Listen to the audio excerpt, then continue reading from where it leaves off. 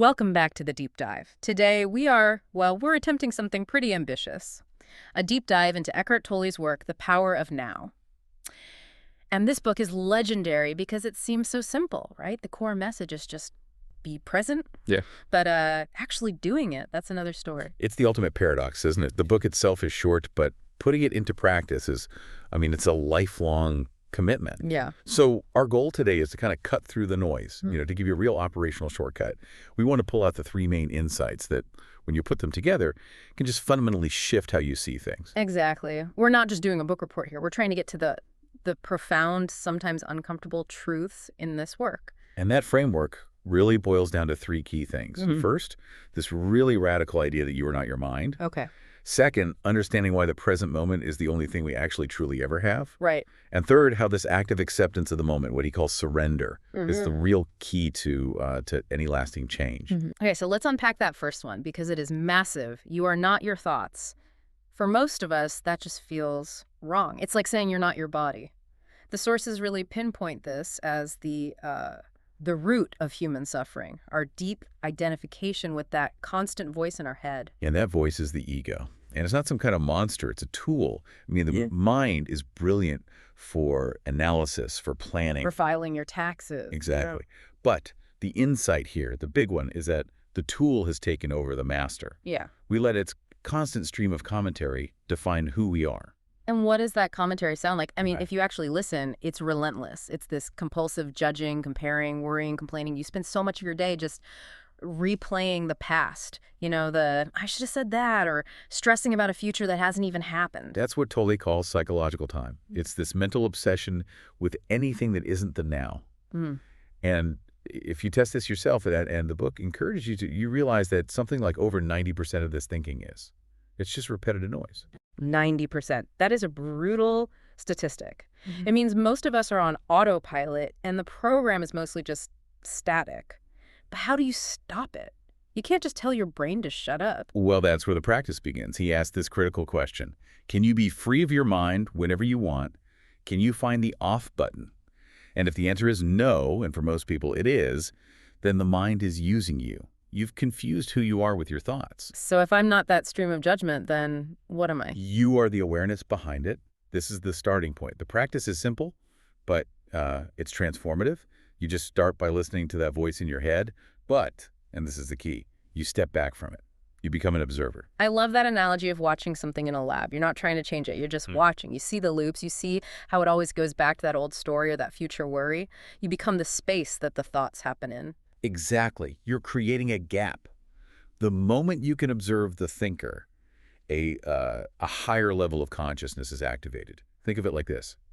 The second you can say, there's my mind worrying about that meeting tomorrow, you're no longer in the worry. You're observing it. That separation.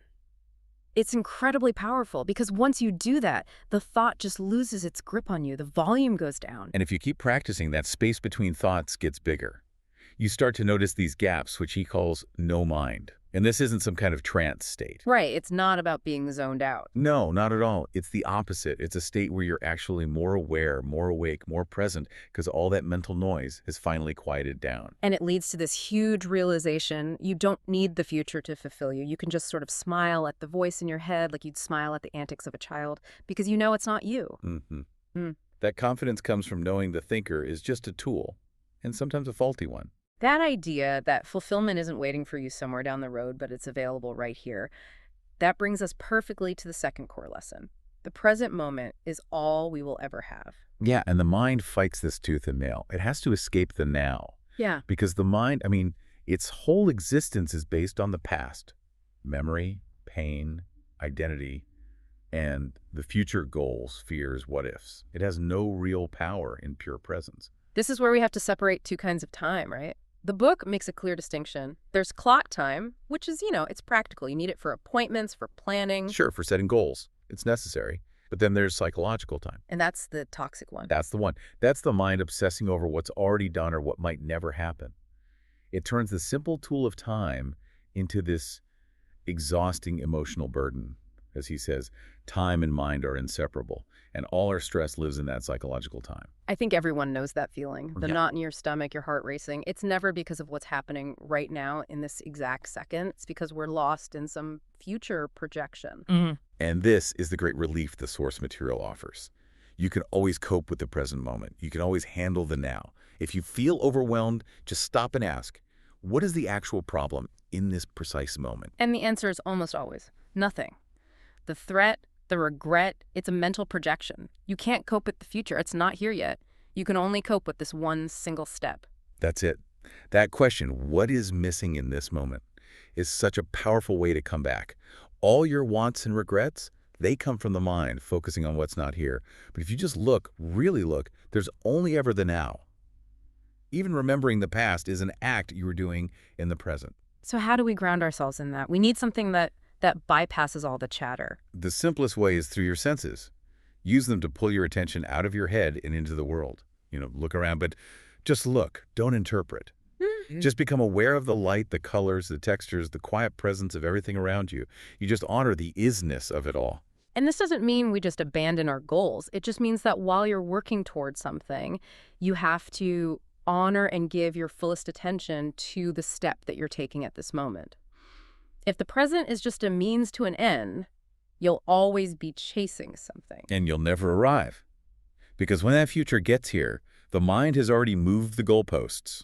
The now is the only place where real transformation can happen, because it's the only place the past can actually be dissolved. Which brings us perfectly to the final and maybe the most difficult lesson, acceptance of what is, or surrender to the now.